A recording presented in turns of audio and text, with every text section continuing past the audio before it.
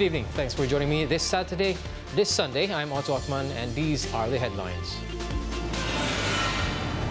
Dry spell and water shortage expected to continue until May. 3 men charged with illegal chemical dumping at Sungai Kimpim.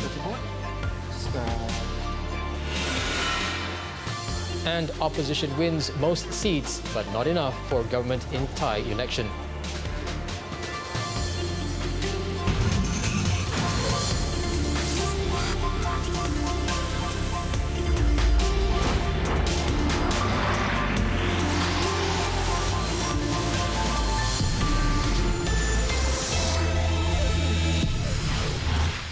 Malaysia is expected to continue experiencing hot and dry weather until May. Water, Land and Natural Resources Minister Dr. Xavier Jayakumar said 6 states are expected to face water shortage due to the dry weather and lack of rainfall. The affected states are Negeri Sembilan, Johor, Perak, Kedah, Pahang and Kelantan. In a statement, Dr. Xavier said Rembau and Tampin in Negeri Sembilan and Rompin in Pahang received less than 25% of the average rainfall. Meanwhile, 7 areas in Kedah, Pahang and Terengganu have been placed under the dangerous category as they did not receive enough rainfall. The minister stated the current dry weather would lead to the drying of rivers and dam water in the country. 3 dams, namely the Muda Dam, Machap Dam and Sembrong Dam, recorded a storage capacity of around 50%. The worst affected is the Bukit Kuong Dam in Kelantan, which recorded a storage capacity of 37.28%. As such, Dr. Xavier said that distribution of water to consumers' industrial and agricultural needs should be controlled either by rotation or rescheduling the replanting of the crops. Meanwhile, the water at the Aitam Dam will only last another 49 days if the current dry weather continues. Chief Minister Chow Kun Yeow appealed to the people of Aitam, Payat Rubong and surrounding townships to start saving water or risk running out before the end of May. The Aitam Dam serves over 175,000 residents of Aitam, Payat Rubong and Jalan Masjid Negeri. The water level at the dam stood at 50.3% of its capacity as at 9 a.m. on Saturday. Chow said Penang Water Supply Corporation had reduced the drawdown of raw water from the Aitam Dam. However, residents need not worry of the lower water pressure as the Water Authority is pumping water from other plants outside Aitam. Once the Aitam Dam's water level drops to 40%, the state would request for cloud seeding to be carried out in the area. With the unbearable hot weather currently in Malaysia, here are some ways you can keep your cool. Make sure to drink about 3 liters of fluids every day to prevent dehydration. Take a cold shower when you first wake up and right before going to bed to help lower your body temperature. Try to avoid going outdoors, especially from noon to 3 p.m. Always place a pail in every room. Fill half of it with water to maintain moisture and keep the temperature of the rooms down. Lightweight, loose-fitting clothing that breathes well will help your body regulate temperature. Nylon and polyester are good choices. Eating more fruits and vegetables while reducing your carbohydrates and protein intake are surefire ways to beat the baking temperatures. Avoid alcoholic beverages and caffeine because these substances can act as diuretics and promote dehydration. The driver of a Perodua Myvi caused a commotion earlier this morning when he or she steered their vehicle against traffic flow for several kilometers down the new Pantai Expressway in Kuala Lumpur. In the 4:30 a.m. incident, the vehicle was seen tearing down the left lane of the NPE and zooming past landmarks such as Dataran Maybank in Bangsa Utama and the Pantai Dalam Toll Plaza. It is unclear why the unidentified driver, who appeared to be handling the Myvi in a surprisingly steady manner, pulled the dangerous stunt. The 3-minute and 50-second mobile phone footage has also gone viral on social media. The fate of the Myvi driver is not known, but no police report has been lodged on the incident as of this afternoon.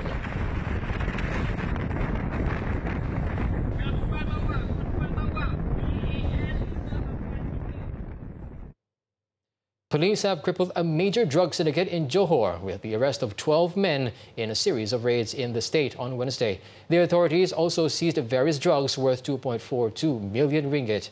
Now, a police team had first arrested 2 male suspects, a local and an Indonesian, in a BMW car in Larkin at 8:30 a.m.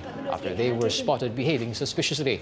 During the inspection, officers found and seized a Glock automatic pistol, 26 9mm bullets, 2 pistol magazines, and over 18,000 ringgit cash in the car.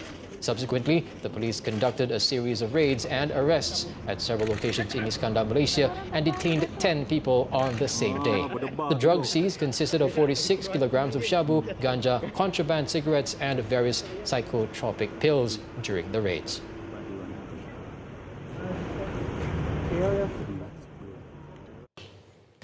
Two directors and a lorry driver of a used tire processing company were charged in the Johor Bahru Sessions Court with being involved in the chemical dumping into Sungai Kim Kim in Pasir Gudang. All pleaded not guilty when the charges were read before Judge Hakim Jailani Rahman. The 3 accused are Singaporean Wang Jin Chow and Malaysians Yap Yok Lien and lorry driver N. Maridas. All 3 were charged under Section 34B 1A of the Environment Quality Act, while Yap and Wang had an additional charge under Section 42 of the same act. Maridas was accused of illegally disposing chemicals into Sungai Kim Kim on March 7th, while both Wang and Yap are accused of conspiring with Maridas. Maridas and Yap were granted bail at 100,000 and 250,000 ringgit respectively. However, Wang's application for bail was rejected. The court has set April 30th for remention of the case. Police, in the meantime, are looking for another Singaporean man to assist investigations over the chemical dumping incident at Sungai Kim Kim. Satu lagi laki-laki Cina, warga negara Singapura yang telah pun diletakkan dalam wanted list juga adalah pemilik kilang tersebut. Kita sedang menunggu bantuan daripada pihak Singapura untuk menangkap laki-laki tersebut. He said the man in his 30s is said to be involved with the 3 men who were charged today. To date, 7 suspects detained earlier have been released on police bail. 2 trailers caught fire on the North-South Expressway plus southbound near the Menora Tunnel in Ipoh, Perak this morning, causing a massive 10-kilometer traffic jam. The 11:40 a.m. incident occurred when a trailer rammed into the rear part of another lorry, which was parked in the emergency lane due to a stalled engine. The State Fire and Rescue Department said a team of firemen was then rushed to the scene and found 90% of the trailers engulfed in flames. Fortunately, no casualties were reported, while the driver of one of the trailers suffered minor injuries. Meanwhile, Plus advised users of southbound highway to use alternative routes to avoid the traffic congestion. It said the southbound stretch was completely closed to traffic for firefighting operations, while on the northbound stretch, only the right lane was closed for operations.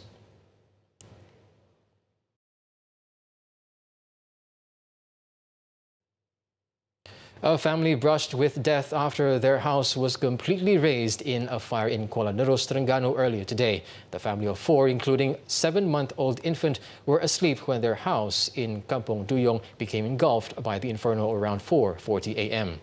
Fortunately, 40-year-old Zuliati Muhammad said she woke up to a burning smell and smoke in her bedroom. This prompted her to wake her husband, who was sleeping in the living room. Sedar kita berasa asap, bau asap. Lepas tu bau angin tengok berasak daripada dalam bilik. Lepas tu kita keruk orang rumah. Tengok dari dalam bilik. Sebab kita tidur ruang tamu. Tidur luar ni. Tu je kejut orang turun tu. Pergi panggil orang lalu minta tolong orang. District Fire and Rescue Station Chief Yusmiza Yusof said it took some 21 firemen to contain the flames in 10 minutes. The cause of the accident and estimated losses are still under investigation.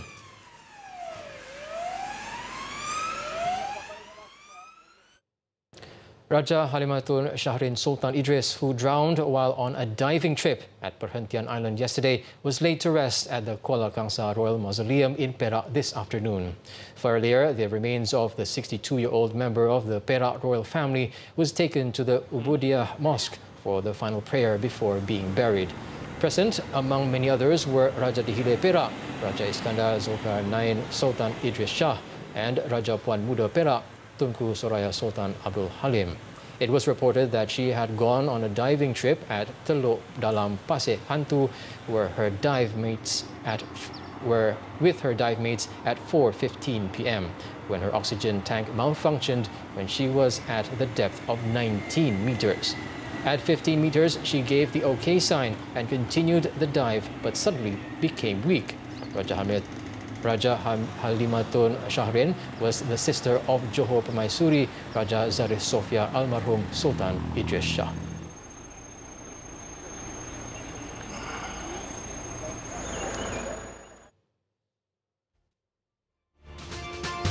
After the break, young man assaults an elderly lady on a subway. Details next.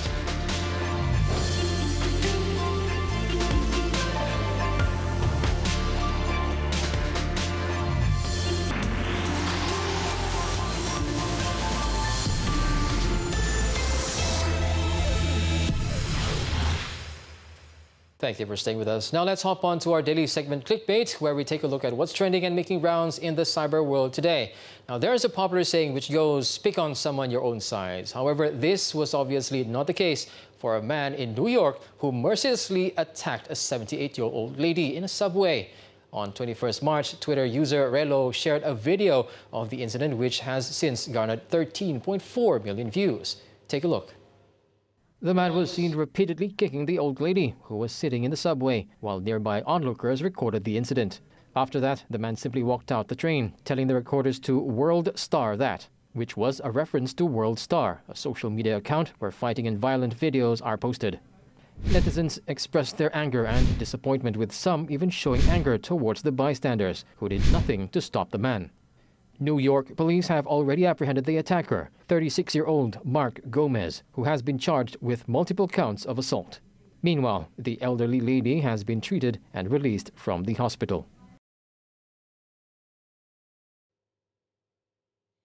Now, updated as of 7 p.m., here are the top trending topics and searches on the internet today.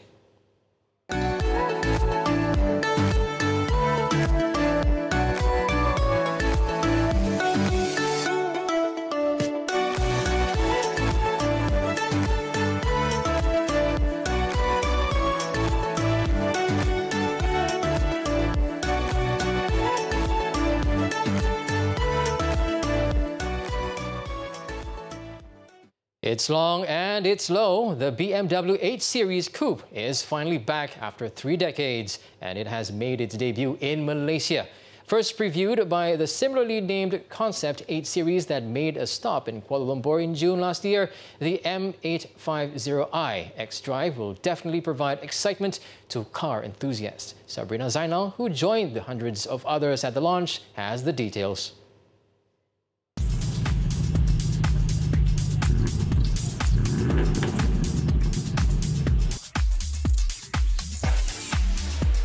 Under the hood of the M850i X-Drive is a 530 horsepower V8 twin-turbocharged petrol engine. The mill turns out 750 Nm of torque, which allows for a quicker century sprint time of 3.7 seconds. Drive is sent to all 4 wheels via an 8-speed torque converter automatic transmission, upgraded with new transmission management and optimized hydraulic control tailored for the 8 Series sportier character. BMW's newest member demonstrates a modern form of sporting appeal with a new styling language focusing on clarity, modernity, and emotional engagement. The standard specification for the M850i X-Drive Coupe also includes 20-inch M light alloy wheels in Y-spoke style 7 to 8M with mixed tires. Now, the interior is all about minimalistic design, whereby, for example, you get the Live Cockpit Professional, which is made of the navigation and the speedometer in one display. Also, check out this crafted clarity glass application. But the groundbreaking feature is the BMW digital key, which is actually a key without a key. Now, what on earth does that mean? Essentially, this innovation allows you to lock and unlock the car using a smartphone. Once inside, the engine can be started as soon as the phone is placed in the wireless charging or the smartphone tray. Also making its debut in the 8 is the BMW Intelligent Personal Assistant, a digital character that responds to the prompt, "Hey BMW." It also includes an adaptive navigation system, a hard drive-based multimedia system with 20 gigabytes of memory, 2 USB ports, Bluetooth and Wi-Fi interfaces. The 8 Series is actually a very special car for BMW. It came at a time when we were talking about luxury sports coupes. In its predecessor, it was a 6 Series. And then when we took it one notch higher, we wanted the car to be a little bit more special. And that's when we came up with the moniker of the 8 Series. And if you know the 8 Series of that time, the E31, it was a car that introduced a lot of new technologies in the premium segment. It was a car that had integral active steering, dynamic stability control that you see now in every premium car in the industry. There is no car like this in the market. It fits in a special segment. There's no competitor for it. It's the most spectacular car in Malaysia right now. We've already sold a handful of cars, and this is a great start for a car that's as spectacular and drives our passion for coupes in the country. Yeah. Advanced driving aid and safety features include active cruise control with stop-and-go function, parking assistant, as well as driving assistant professional. The latter has systems such as lane departure warning, lane change warning, pedestrian collision warning, crossing traffic warning front and rear, emergency stop assistant, steering and lane control assistant, lane keeping assistant with active side collision protection, and evasion aid, which now reacts to pedestrians. This powerful machine retails at almost 1.09 million ringgit, inclusive of 5-year unlimited mileage warranty, free scheduled service program, and BMW tire warranty program. Sabrina Zainal reporting for 7Edition.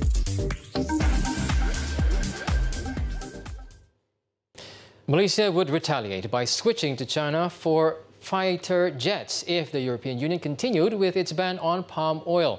Prime Minister Tun Dr. Mahathir Mohamad said the European nations are finding concern that planting palm adversely affects the environment. Actually, these nations were more concerned about making money. Mereka kata mereka sayang kepada binatang-binatang, tetapi saya fikir bukan binatang yang mereka sayang. Yang mereka sayang ialah duit. Oleh kerana minyak sawit ini murah, minyak yang mereka keluar daripada soybean lain-lain adalah mahal, dan kita boleh bersaing dengan mereka dan kalahkan mereka. Maka untuk jaga pasaran minyak mereka membuat dakwaan kononnya minyak kelapa sawit ini bahaya untuk dimakan, tidak sihat, boleh membawa penyakit, dan juga kononnya hutan-hutan sudah tidak ada lagi, dan orang hutan pun dah habis dah, tak ada lagi. Itulah alasan mereka. Tapi yang sebenarnya ialah kerana minyak mereka tak boleh lawan dengan minyak kelapa sawit. Kerana kelapa sawit ini kita tanam sekali, untuk 25 tahun kita boleh dapat minyak daripada pokok-pokok sawit. Sebaliknya kalau ditanam dengan soybean ataupun lain-lain tumbuhan, dia terpaksa ditanam tiap-tiap tahun, kerana dia boleh mengeluarkan minyak sekali saja. The Premier was speaking to reporters after launching the Love Our Palm Oil campaign in Ladang East Sime Darby Plantations, Pulau Keri today. He said these countries also felt threatened as Malaysia is producing biofuel with palm oil for diesel vehicles. Malaysia can retaliate by not buying certain products sold by countries that criminalizes palm oil. Tun Dr. Mahathir, however, clarified that he was not declaring war on the EU, as the country still needed goods from the Union. Meanwhile, the Cabinet has approved 4 proposals from the Primary Industries Ministry regarding the plantation of oil palm. Now, among them, the discourage oil palm cultivation in peat soils and to limit the expansion of oil plantations in the country. I would love to, stop immediately, but I cannot because land matters are under state government. We need to explain and need to persuade all the state governments to agree to this proposal. And there are already plans in certain states which we cannot touch. She added that the oil palm plantations in Malaysia would be limited to 6.5 million hectares as a step towards ensuring the sustainability of the palm oil industry. The government will now prohibit changing the use of permanent forest reserves land for the cultivation of oil palm or other agricultural crops. Planters would also be encouraged to plant the new breed of oil palm seeds, which can produce more oil.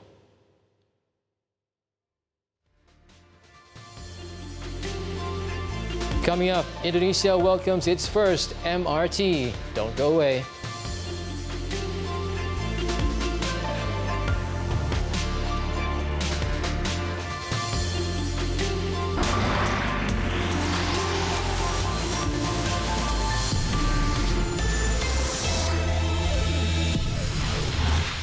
We're back with 4 News. Indonesia inaugurated its first mass rapid transit system on Sunday, a $1.1 billion project seen as crucial to tackling some of the world's worst traffic congestion.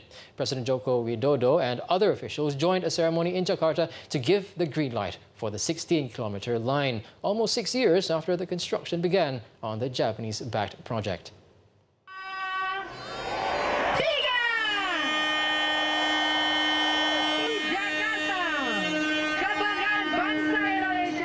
Tens of thousands of excited Jakartans were in attendance and eager to try riding on the subway, for the first time mobbing the president for selfies. The train system runs above and below ground, stretches from the central Hotel Indonesia to the southern reaches of the Southeast Asian megalopolis of some 30 million people. It aims to cut travel time between 2 points to just 30 minutes from around 2 hours. The new line is set to open to the public on Monday, with tickets free during the first week. Construction on the second line linking downtown to Jakarta's northern part is also kicking off on Sunday, with completion set for around 2024.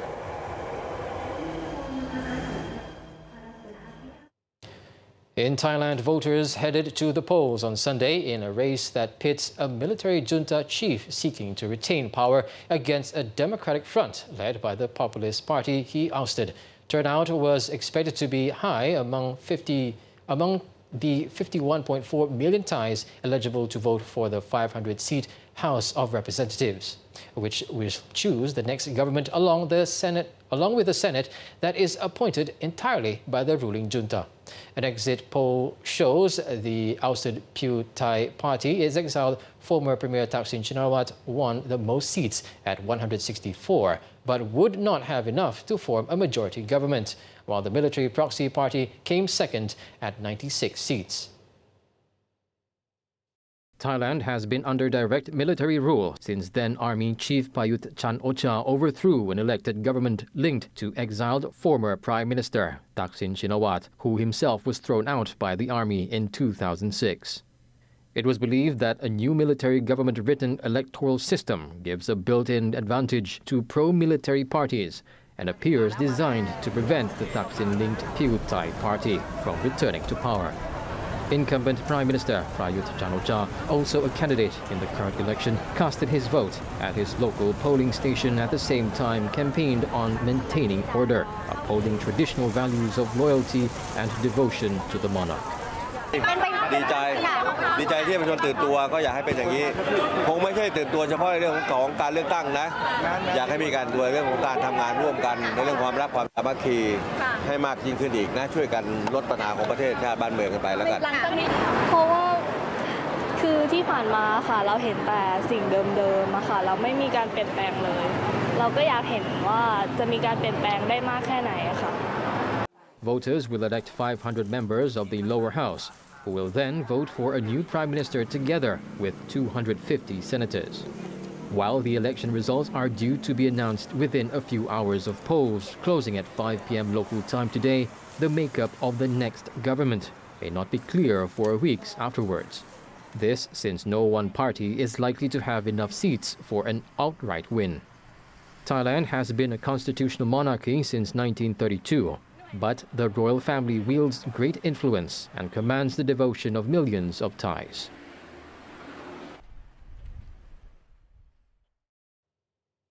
People from all over the UK flooded the main streets of London to march, demanding a second referendum on Brexit on Saturday. Now, organisers' People's Vote campaign claimed that the mass rally was participated by more than 1 million protesters, probably the biggest anti-Brexit protest yet. The rally was also joined by various prominent political figures who delivered speeches, many of them calling for the issue to be put to the people. People from the European countries such as Italy and Ireland also flew in to defend more than 3 million citizens from the other EU countries living in the UK who did not have a say in the first referendum. Meanwhile, an online petition on the British Parliament website that called on the government to revoke Article 50 and remain in the European Union has been signed by more than 4.7 million as of Saturday evening, breaking the record for online signatures. Invoking Article 50 begins the formal exit process and serves as a way for countries to officially declare their intention to leave the EU. According to the relevant laws in the UK, once the petition exceeds 10,000 signatures, the government must respond publicly, and if it surpasses 100,000, then Parliament must conduct an open debate on the matter. Many of the protesters wish to cancel Brexit, feeling that it would be maleficent to the country. It's going to affect the economy, it's going to affect people, all the people living in Europe that are British. It's just never going to work. We should just cancel it. A good time for us to revoke Article 50, come back in a year or two's time when people have got half a clue what it might mean, and give a proper people's vote to the people. 48% of people who voted did not want to leave the EU, and nobody voted for the ominous shambles we're currently facing. The EU had earlier extended the deadline for Brexit to April 12, which leaves the threat of the UK crashing out of the EU with no deal a high possibility. The economy, it's going to affect people.